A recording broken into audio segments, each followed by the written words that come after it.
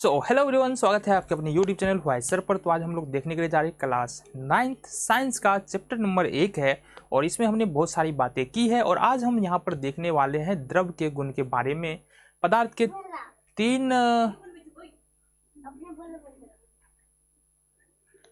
पदार्थ के तीन अवस्था होते हैं जिसको हम लोग अच्छी तरह से जानते हैं, ठोस, द्रव और गैस। ठोसों के बारे में हमने अध्ययन कर लिया है। अब जानना है हम लोगों को द्रव अवस्था के बारे में। द्रव अवस्था क्या है और इसके क्या क्या प्रॉपर्टीज यानी कि गुण होते हैं। तो यहाँ पर हमको द्रव अवस्था के बारे में यहाँ से देखना है। तो द्रव के गुण के बारे में बात करें ना, तो द्रव द्रव होता क्यों है या द्रव के पास जो गुण होते हैं वो ऐसा क्यों होता है, इसके बारे में हम देखना है। हम बात करेंगे अगर दोनों के ठोस और द्रव के कण के बीच में डिफरेंस की। तो देखो, ये मान लो हमारा एक ठोस है और ये मान लो हमारा एक द्रव है। अभी समझो बात को, ये ठोस है, ये हमारा ठोस है और ये हमारा द्रव है। तो दोनों में कण किस प्रकार से व्यवस्थित रहते हैं। देखो, ठोस में जो होगा ना, कण है सटे सटे सटा सटा, इस तरह से सटा सटा रहेगा। ठीक है, बिल्कुल पैक्ड रहेगा। थोड़ा हट जा रहा है लेकिन बिल्कुल ही ये कण जो है ठोस के अंदर जो है सटा सटा रहेगा, बिल्कुल भी जगह नहीं रहेगा। और दो कणों के बीच में, यानी ये जो दो कण हैं, दो कणों के बीच में क्या होगा, आकर्षण बल, जिसको हम अंतराण्विक आकर्षण बल बोलते हैं। आकर्षण बल अधिक होगा। क्या होगा? आकर्षण बल अधिक होगा। ठीक है, लेकिन ये द्रव के बारे में, अच्छा, इसके बीच में जो अंतराण्विक स्थान है, ये जो स्थान दिख रहा है अंतराण्विक स्थान, वो क्या होगा, नहीं के बराबर होगा, यानी होगा ही नहीं। ठीक है, ये ठोस में होता है। ठीक है, जबकि द्रव में क्या होता है, द्रव के कण जो है ठोस की तुलना में थोड़ा हटा हटा होता है, इस तरह से थोड़ा हटा हटा होगा। लेकिन यहां पर भी बात को समझो, यहाँ पर अंतराण्विक बल जो है इसके कणों के बीच में, यानी द्रव के कणों के बीच में अंतराण्विक बल कम होता है, ठोस की तुलना में कम होता है। लेकिन इतना कम नहीं होता है ना कि ये बोले चलो हम इधर चलते हैं घूमने, ये बोल दे चलो हम उधर चलते हैं घूमने, ऐसा नहीं होता है। ठीक है, अंतराण्विक स्थान भी ज्यादा होता है, एक दूसरे से ठोस की तुलना में ज्यादा दूर होते हैं, लेकिन बल इतना कमजोर नहीं होता है कि कण जो है एक दूसरे को छोड़ के एक चले जाए कहीं और, दूसरा चले जाए कहीं और, ऐसा नहीं होता है। दोनों का आकर्षण बल इतना तो होता है कि दोनों को एक दूसरे से बांधे हुए रखता है। ठीक है, ठीक है, तो दोनों को एक दूसरे को क्या करता है, बांध के रखता है। लेकिन ठोस के ये द्रव के कण क्या करते हैं, एक दूसरे के ऊपर जो है फिसल सकते हैं। क्या कर सकते हैं, फिसल सकते हैं, जिसके कारण द्रव जो है वो बहता है। तो ये ठोस और द्रव के बीच के कणों के बीच में क्या अंतर है, ये हमने जाना। तो क्या देखा हमने, ठोस के कण एक दूसरे के काफी नजदीक होते हैं, द्रव के कण ठोस की तुलना में थोड़ा हटा हटा होता है। ठोस के कणों के बीच में आकर्षण बल जो है वो क्या होता है, अधिक होता है। द्रव की तुलना में ठोस की तुलना में द्रव में जो आकर्षण बल है वो कम होता है। तो ये दो बातें, जो भी प्रॉपर्टीज शो करता है ना ठोस, द्रव जो शो करता है, दिखाता है जो भी प्रॉपर्टीज, वो इन्हीं कारणों से होता है। अधिकतर प्रॉपर्टीज इन्हीं कारणों से होता है। ठीक है, तो आगे आ जाओ। अब यहां पर देखो, यहां पर एक क्वेश्चन है हमारे पास, क्वेश्चन ही आएगा। आयतन तो द्रव का निश्चित होता है, कहीं पर रखोगी वो जगह उतना ही छेकने वाला है, लेकिन आकार निश्चित नहीं होता है। क्यों नहीं होता है आकार निश्चित? मतलब पानी को एक गिलास के अंदर में यदि हम रख दे, ठीक है जी, पानी को, चलो आ जाओ, तो हमने क्या कहा, हमने कहा चलो भाई ये एक गिलास लिए, पानी को गिलास के अंदर रख दिए, तो ये गिलास के आकार का हो जाएगा। ये हमने एक जग लिया और जग के अंदर जो है वो पानी हमने रखा, तो पानी का आकार जग के जैसा हो जाएगा। अब ऐसा क्यों हो रहा है? तो हमने क्या कहा, जो भी प्रॉपर्टीज जो है द्रव शो करता है वो इसलिए कि इसके कण का संरचना, यानी इसका कण जो होता है ना, कुछ ठोस से दूसरे तरीके का होता है, जो गुण बताया हमने उस अनुसार होता है। तो हमने क्या कहा, अभी जो द्रव के कण है ना एक दूसरे के ऊपर, इसके अंदर इतना आकर्षण बल नहीं होता है कि एक दूसरे के छोड़ करके पार हो जाए, इतना कम आकर्षण बल नहीं होता है। इतना आकर्षण बल होता है कि एक दूसरे को बांधे रख सके, और इतना भी ज्यादा नहीं होता है कि एक दूसरे को जो है ना बिल्कुल ही बांधे रखे, हिलने ही नहीं दे। मतलब ठोस का कण हिल सकता है, एक दूसरे के ऊपर फिसल सकता है। इसलिए जब हम इसको किसी बर्तन में रखते हैं तो क्या होता है, एक दूसरे कण जो है एक दूसरे के ऊपर फिसलता है और फिसलते फिसलते क्या करता है, एक समय आता है जब बिल्कुल कण अस्थिर हो जाते हैं, तब इस स्थिति में वो क्या करता है, उस बर्तन का आकार ग्रहण कर लेता है। बाकी आयतन तो निश्चित होता ही है, आयतन इसका नहीं बदलता है ठोस का, है ना। तो इस वजह से ठोस का आयतन जो है वो निश्चित होता है, जबकि आकार जो है यहाँ पर बदलता हुआ हमको हमेशा नजर आता है। ठीक है, आयतन निश्चित होता है, क्यों निश्चित होता है, जैसे गैस का आयतन तो निश्चित नहीं होता है, गैस के बारे में पढ़ेंगे तो वहाँ आयतन निश्चित नहीं होता है, लेकिन ठोस का आयतन निश्चित होता है ये, और द्रव का भी आयतन निश्चित होता है। क्यों, क्योंकि इसका कण जो है ना एक दूसरे से दूर, हमने अभी बताया ठोस का कण जो है, यहाँ पर बात करेंगे, ये मान लो हमारे पास जो है ये ठोस के कण हैं। तो ये ठोस के अगर कण है ना, तो ये ठोस के कण क्या करेंगे, ना ही एक दूसरे के दूर जा सकते हैं, ना ही एक दूसरे के पास आ सकते हैं। इस वजह से इसका आयतन क्या होता है, निश्चित होता है। आयतन बढ़ना मतलब क्या हुआ, ज्यादा जगह घेरना। अब ज्यादा जगह कब घेरेगा, जब ये कण फैलेगा ना, एक दूसरे से दूर हटेगा, तभी तो ज्यादा जगह घेरेगा। लेकिन ऐसा नहीं होता है ना, ठोस के कण जो है, एक तो आकर्षण बल है उसके पास, साथ ही साथ इतना जगह भी नहीं है कि इसको और मतलब दबा के और नजदीक कर दे और छोटे से जगह में आ जाएगा। गैस के साथ ऐसा होता है, जो हम आगे पढ़ेंगे। ठीक है जी।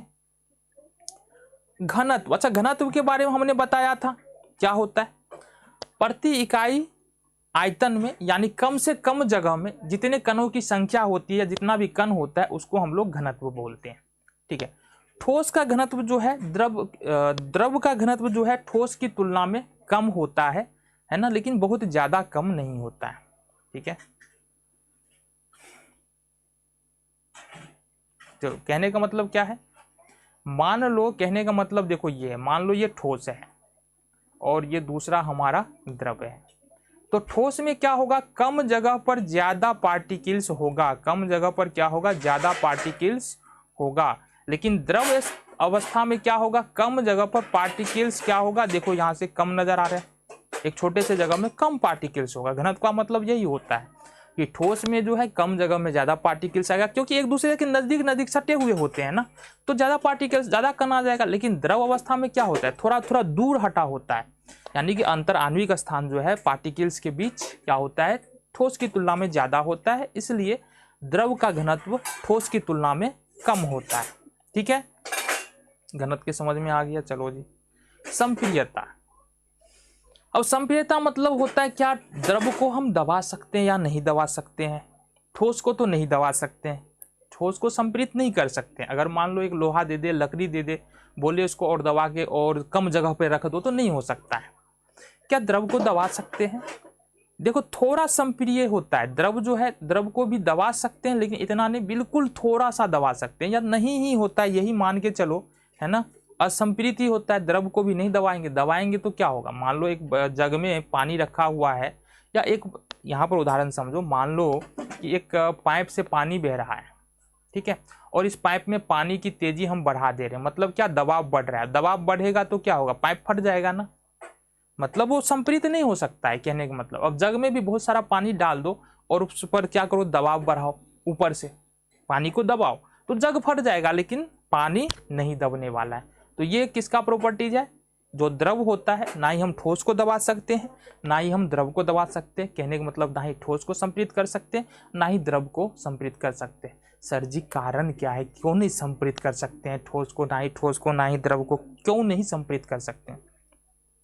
देखो संप्रेरित करने के लिए जरूरी क्या होता है, हमने क्या कहा, ये है हमारा ठोस, चलो ये है हमारा ठोस, ठीक है, और ये है हमारा द्रव, ये है हमारा द्रव, ठीक है। तो ठोस में तो हम देख रहे हैं कण बिल्कुल एक दूसरे से सटे सटे हैं, तो यहां तो संपीड़न संभव ही नहीं है, ठीक है। कण अगर दूर दूर तक रहेगा, मान लो बस में जा रहे हैं, ट्रेन में जा रहे हैं, अगर खाली जगह रहेगा तब ना हट के खड़ा होंगे, जहां मन जहां मर्जी वहां खड़ा हो सकते हैं, जैसे मन वैसे जा सकते हैं। लेकिन पहले से भीड़ है, ठीक है, और जगह बनाना चाहे तो क्या बनेगा, नहीं बनेगा ना। इसी तरह से यहाँ पर देखो, ये जो ठोस का कण है एक दूसरे से बिल्कुल चिपके हुए, अब कैसे इसके बीच में जगह बनेगा, नहीं बनेगा, इसलिए इसको और पास नहीं लाया जा सकता। अब द्रव के कण भी इतने नहीं हटे होते हैं कि इसको और ज्यादा पास ले जा सके, है ना। द्रव के कण भी इतने नहीं होते हैं हटे हुए कि एक दूसरे को और ज़्यादा नज़दीक हम ले आ सकते हैं। इन दो कारणों से हम बोल सकते हैं, इन्हीं कारणों से द्रव जो है प्रायः असंपीड़ित होते हैं। द्रवनांक और क्वथनांक, ठीक है, द्रवनांक और क्वथनांक देखेंगे। ठोसों का जो द्रवनांक और क्वथनांक होता है ना, वो द्रव का द्रवनांक और क्वथनांक जो होता है, ठीक है, ये ठोसों की तुलना में क्या होता है, कम होता है। यानी ठोस का द्रवनांक और क्वथनांक क्या होगा, ज्यादा होगा, और द्रव का द्रवनांक और क्वथनांक कम होगा। द्रवनांक और क्वथनांक के बारे में हमने इससे पहले भी डिस्कस किया है। तरलता, तरलता मतलब क्या हुआ, ठोस को हम अगर ऐसे छोड़ दे कहीं जगह पे, मतलब एक गिलास पानी है और इसको हम उड़ेल देंगे तो क्या होगा, ये पानी हो जाएगा, ऐसे बह जाएगा, ठीक है। अब पानी बह क्यों रहा है, ये भी प्रश्न होता है, पानी बहता क्यों है। तो हमने क्या कहा, हमने शुरू में ही बात किया कि ठोस के कणों के बीच में है ना, पहले बात, ठोस के कणों के बीच में क्या है कि अंतर आणविक आकर्षण बल जो है वो द्रव के कणों के बीच में, द्रव के कणों के बीच में जो अंतर आणविक आकर्षण बल है ठोस की तुलना में कम है, लेकिन इतना कम नहीं है, ठीक है, इतना कम नहीं है कि एक दूसरे को छोड़ सके। यानी कि द्रव का कण जो है एक दूसरे को छोड़ करने के लिए फ्रीली भी नहीं है, पकड़े हुए भी है बल से, और साथ ही साथ एक इतना भी ज्यादा नहीं है कि बिल्कुल उसको हिलने ही नहीं दे। मतलब द्रव के जो कण हैं हिल सकते हैं, डुल सकते हैं, डांस कर सकते हैं, एक दूसरे के ऊपर फिसल सकते हैं। यही कारण है कि जब हम पानी को खुले में छोड़ते हैं तो एक दूसरे के कण जो है एक दूसरे के ऊपर फिसलने लगते हैं, जिसके कारण क्या होता है, ठोस में बहने का गुण होता है, ठीक है। तो ये तरलता, यानी कि ठोस में बहने का गुण क्यों होता है, क्योंकि द्रव में बहने का गुण क्यों होता है, क्योंकि द्रव के कण एक दूसरे के ऊपर फिसल सकते हैं। इसमें इतना आकर्षण बल मजबूत नहीं होता है कि एक दूसरे से बहुत मजबूती से बांध के रख सके। इतनी आज़ादी है जो द्रव के कण दे देता है एक दूसरे को कि एक दूसरे के ऊपर फिसल सके, जिस कारण से जो है द्रव के कण जो है वो एक दूसरे के ऊपर फिसल करके बह सकते हैं, ठीक है जी। विसरण, अब द्रव में विसरण का मतलब क्या होता है कि दो पदार्थों को आपस में मिलना, स्वतः मिलना ही विसरण कहलाता है। ठोस में विसरण संभव नहीं है। हमने कहा था कि इस पेन को लो और मान लो हाथ है मेरा, दोनों ठोस है ना, इसको विसरण मतलब क्या, जैसे पानी में चीनी घुल रहा है, विसरित हो रहा है, ऐसे विसरित करके दिखा होगा क्या, नहीं होगा ना। लेकिन ठोसों में विसरण संभव होता है, ठोस में विसरण हो, ये द्रव बोल रहे हैं, द्रव में विसरण होगा। कैसे होगा विसरण, अभी तो हमने कहा कि मान लो पानी ले लो, ठीक है, और उसमें शहद डालो तो दोनों धीरे धीरे करके क्या होगा, विसरण हो जाएगा दोनों का। पानी में रंग डाल दो, क्या होगा, दोनों को धीरे धीरे क्या होगा, विसरण हो जाएगा, ठीक है। तो इस प्रकार से हम देखते हैं कि द्रव में जो है विसरण का गुण पाया जाता है, जबकि ठोस में विसरण का गुण, ठोस में ठोस का विसरण नहीं होता है, लेकिन द्रव में द्रव का विसरण संभव है, द्रव में ठोस का विसरण संभव है। चीनी ठोस है, द्रव में डालेंगे विसरित हो जाएगा, द्रव में द्रव का विसरण संभव है, द्रव में ठोस का विसरण संभव है। तो ये यहाँ पर संभव है, ठीक है जी, है ना। मान लो हमारे पास एक गिलास है, इस गिलास में जो है ना पानी है। अब ये कोई भी इंक ले लो या रंग ले लो, रंग इसमें डाल दो, धीरे धीरे क्या होगा, पूरा पानी क्या होगा, रंगीन हो जाएगा, मतलब विसरित हो गया ना, विसरण हो गया यहाँ पर। इसी तरह से गिलास में अगर हम चीनी डाल दे, मान लो शुगर डाल दे, इसमें ऐड कर, धीरे धीरे चीनी क्या होगा, गायब हो जाएगा, गायब होकर के कहाँ चला जाएगा, पूरे पानी में विसरित हो जाएगा। तो मतलब जो द्रव होता है, द्रव में द्रव का विसरण तो होता ही है। द्रव में नींबू डाल दो, नींबू का रस डाल दो, पूरे पानी में मिल जाएगा। तो द्रव में द्रव भी मिल जाता है और द्रव में ठोस भी मिल जाता है, यानी द्रव में द्रव का विसरण भी संभव है और द्रव में ठोस का विसरण भी संभव है, ठीक है जी। अब यहाँ पर एक प्रश्न हमारे सामने निकल करके आ रहा है, क्या कि शहद और स्याही दोनों की विसरण की गति अलग अलग होती है, क्यों। शहद और स्याही दोनों की विसरण की गति अलग अलग होती है, क्यों। तो इसका कारण क्या देंगे, मतलब एक बर्तन है हमारे पास, इस प्रकार से गिलास है, इसमें एक में अगर शहद डाले और एक में स्याही डाले, मान लो इसमें शहद डाल दिए, इसमें स्याही डाल दिए, तो स्याही जल्दी घुल जाएगा जबकि शहद लेट से घुलेगा, देरी से घुलेगा। इसका कारण क्या है, इसका कारण ये है कि शहद का घनत्व क्या होता है, शहद का घनत्व जो है वो ज़्यादा होता है। क्या होता है, शहद का घनत्व ज़्यादा होता है। अब इसका कहने का मतलब क्या है कि शहद में जो कणों की संख्या होगा वो ज़्यादा होगा। क्या होगा? कणों की संख्या ज़्यादा होगा। जबकि ये स्याही है ना, ये शहद स्याही ले लो, हाँ, स्याही का घनत्व क्या होगा? स्याही का घनत्व कम होगा और शहद का घनत्व ज़्यादा होगा। ठीक है, तो शहद का घनत्व ज़्यादा होगा जिसके कारण इसको घुलने में समय लगेगा, जबकि स्याही का घनत्व कम होगा जिसके कारण इसको घुलने में समय कम लगेगा। शहद को अधिक समय लगेगा और स्याही को कम समय लगेगा। गर्म जल में स्याही ज़्यादा तेजी से घुलता है, ऐसा क्यों? देखो, जैसे ही जल को गर्म करेंगे ना तो उसके कणों के बीच में जो गतिज ऊर्जा है, मतलब उसके कण जो कंपन पहले से कंपन कर रहे हैं वो ज़्यादा तेजी से नाचने लगेंगे, मतलब उसमें कंपन की गति ज़्यादा बढ़ जाएगी। मतलब हमने क्या पढ़ा है कि किसी भी पदार्थ में जो कण होते हैं ना वो हमेशा गतिशील होते हैं, कभी आराम से नहीं बैठे रहते हैं। कण जो है हमेशा गतिशील रहते हैं। जब हम जल को गर्म करने के लिए जाएंगे, जो गतिशील कण है उसकी गति और ज़्यादा बढ़ जाएगी। मतलब स्याही जो है, जब कण और ज़्यादा गतिशील होगी तो स्याही जो है और जल्दी जल्दी मिल जाएगा। ऐसे भी स्याही डालने के बाद हमको मिलाना थोड़ी पड़ता है, उसके जल के कण पहले से गतिशील है उसको मिला देता है।